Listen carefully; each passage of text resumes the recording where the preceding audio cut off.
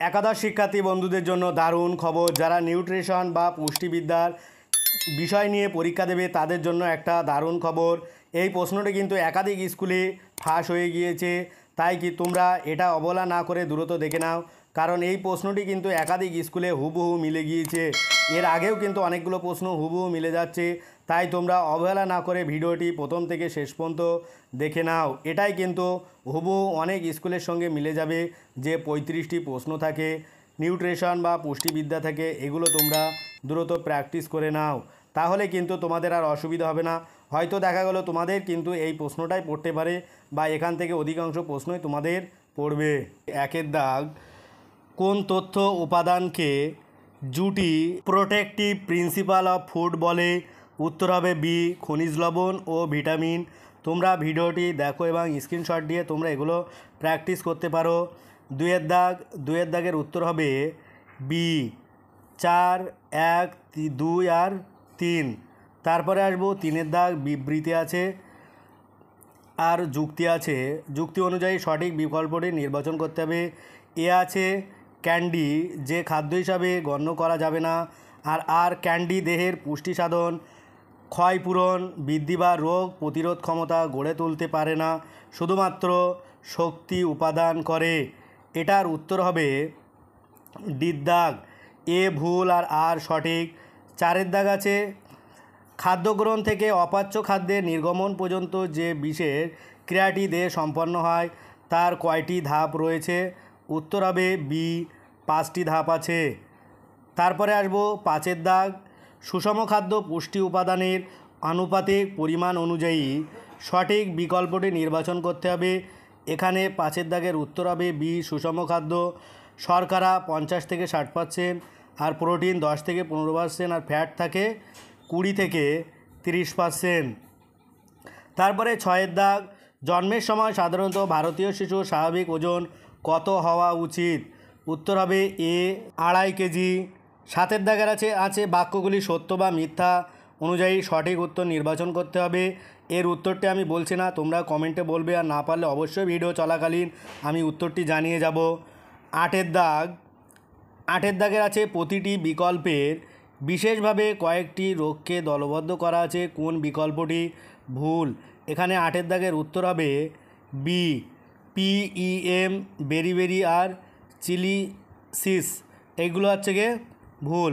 তারপরে 9-এর দাগ, ABCDEF পদ্ধতিতে এফ কথাটির সম্পূর্ণ অর্থ কী? উত্তর হবে এ। তারপরে 10-এর দাগের উত্তরটা আমি বলছি, উত্তর হবে বি, 1 মেগাজুল সমান 2.40 কেল। তারপরে আসবো 11-এর দাগ, একটি অ্যালডোজ শর্করার উদাহরণ হলো? উত্তর বি, গ্যালাক্টোজ। 12-এর দাগ, নিম্নের কোনটি অবিজারণধর্মী শর্করা? উত্তর হবে সি, সুক্রোজ। তারপরে 13-এর দাগ, কোন বিকল্পটিতে সঠিক আর্দ্র বিশ্লেষণ দেখানো হয়েছে? উত্তর হবে ডি, সুক্রোজ সমান সমান গ্লুকোজ প্লাস ফ্রুক্টোজ। তারপরে আসবো 14-এর দাগ, একটি শর্করার সাধারণ সংকেত কোনটি? উত্তরটি তোমরা জানলে অবশ্যই কমেন্টে জানাবে, না জানলে ভিডিও চলাকালীন অবশ্যই তোমাদের সঙ্গে শেয়ার করব। 15-এর দাগ, উত্তরটি তোমরা কমেন্টে জানাবে, না হলে আমি জানিয়ে দেবো। 16-এর দাগ, বহু শর্করা অনুপাতে কোন ধরনের বন্ধনী উপস্থিত? উত্তর হবে বি, গ্লাইকোসাইডিক। তারপরে আসবে 17-এর দাগ, নিচের দেওয়া গঠনগত সংকেতটি কোন অণুর? উত্তর হবে এর দাগ, গ্লুকোজ।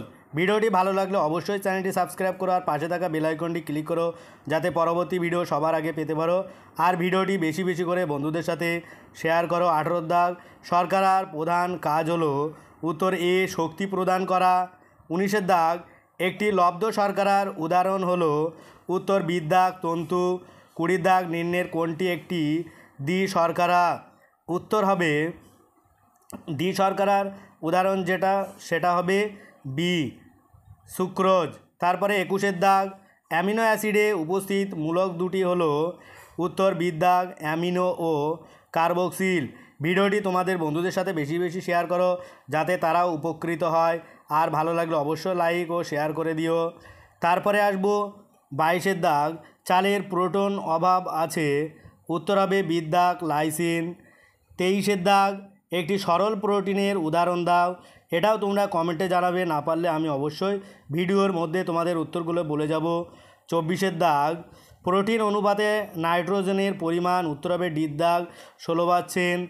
25 দাগ, একটি অত্যাবশ্যকীয় অ্যামিনো অ্যাসিড হলো, উত্তর হবে এর দাগ তোমার ট্রিপটোফান। তারপরে আসে 26 দাগ, উদ্ভিদ ও প্রাণীজ প্রোটিনের কোন পার্থক্যটি সঠিক নয়, উত্তর হবে সির দাগ। তারপরে আসবো 27 দাগ, নিম্নের সূত্রটি প্রোটিনের গুণগত মান নির্ধারণের কোন পদ্ধতি। আমি এখানে উত্তরটা তোমাদের জানিয়ে যাচ্ছি, উত্তর হবে এ, PEAR। তারপরে আসবো 28 দাগ, ক ও খ স্তম্ভ মিলিয়ে সঠিক বিকল্পটি বেছে নিতে হবে। এখানে যে খ স্তম্ভ আছে এর স্তম্ভটা তোমাদের কিন্তু মিলাতে হবে, সঠিকভাবে মিলিয়ে নাও। আর আমি উত্তরটি তোমাদের বলে যাচ্ছি, উত্তরটি হবে সির দাগ। 1-এর বি, 2-এর সি, 3-এর এ আর 4-এর ডি। তারপরে আসবো 29 দাগ, শূন্যস্থান পূরণ করতে হবে। মানবদেহে ড্যাশ নামক অ্যামিনো অ্যাসিড থেকে নায়াসিন উৎপন্ন হয়, উত্তর হবে ডির দাগ ট্রিপটোফ্যান।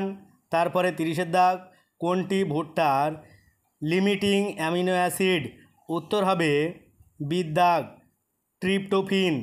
তারপরে হবে 31 দাগ, HDL পুরো কথাটি হলো, উত্তর হবে সির দাগ হাই ডেন্সিটি লিপ্রোটেইন।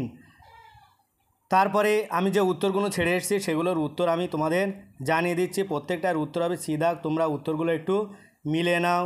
এখানে 32 দাগ, লিনোলেইক অ্যাসিডের সর্বোৎকৃষ্ট উৎস হলো, উত্তর হবে এ সূর্যমুখী তেল। 33 দাগ, অসম্পৃক্ত ফ্যাটি অ্যাসিডকে ভাগ করা যায় কত এবং কী ভাগে, উত্তর হবে বির দাগ 2 এবং PUFA এবং MUFA, উফা আর মুফা। তারপরে আসবে 34 দাগ, রক্তে কোলেস্টেরলের আধিক্য গঠিত রোগটি হলো, উত্তর সি, বলছে অ্যাথেরোস্ক্লেরোসিস। তারপরে আসবো শেষ প্রশ্ন 35 দাগ, 1 গ্রাম ফ্যাট জারণের ফলে উৎপন্ন শক্তিটির পরিমাণ হবে, উত্তর সি 9.3 ক্যালোরি।